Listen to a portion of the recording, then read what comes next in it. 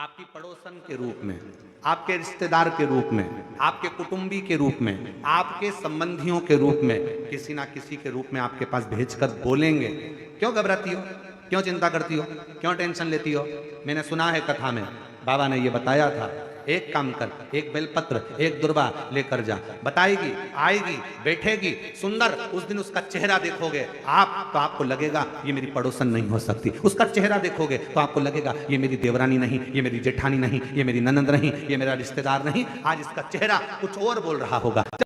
जब होगी तब कोई तुम्हारे कहेगा, धीरे से, सामने नहीं आएगा तो सुंदर स्वरूप धारण कर कर स्वप्न में आकर कहेगा। ऐसा लगेगा कोई तुम्हें जगा कर कह रहा है कि तू घबराना मती, तू ये कर लेना, समझ लेना मेरे बाबा ने अपनी अर्धांगिनी पार्वती को तुम्हारे पास भेज दिया,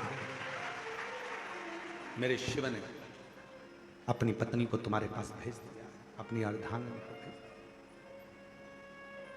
दूसरे नंबर पर मेरे भोले बाबा, मेरे शंकर, मेरे त्रिकालदर्शी, मेरे करुणा सागर, मेरे शंकर दूसरे नंबर पर अपने गण भृंगी को भेज देते।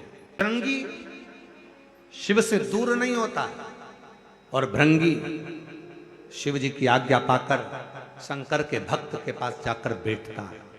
शिव जी अपने दूसरे पात्र को भेजते हैं भृंगी को। जब भृंगी दूसरे नंबर पर जाता है, उसका काम क्या है? भृंगी का कर्म क्या है? तो कहा, भृंगी कभी भी सामने अपने प्रतिबिंब से नहीं आता, किसी का स्वरूप धर कर नहीं आता। भृंगी आपके हृदय में आकर भीतर से बोलने का प्रयास करता है। यह काम गलत हो रहा है, इसको रोक ले।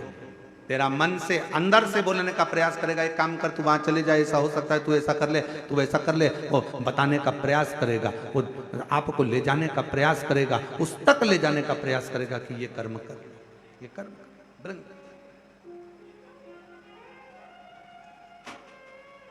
दूसरे नंबर पर भृंगी आपके मन की वाणी को शिव तक पहुंचाने का प्रयास करेगा।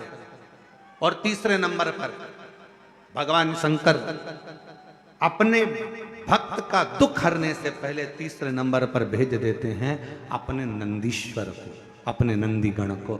मेरे शिव भेजते हैं। नंदी का काम क्या है?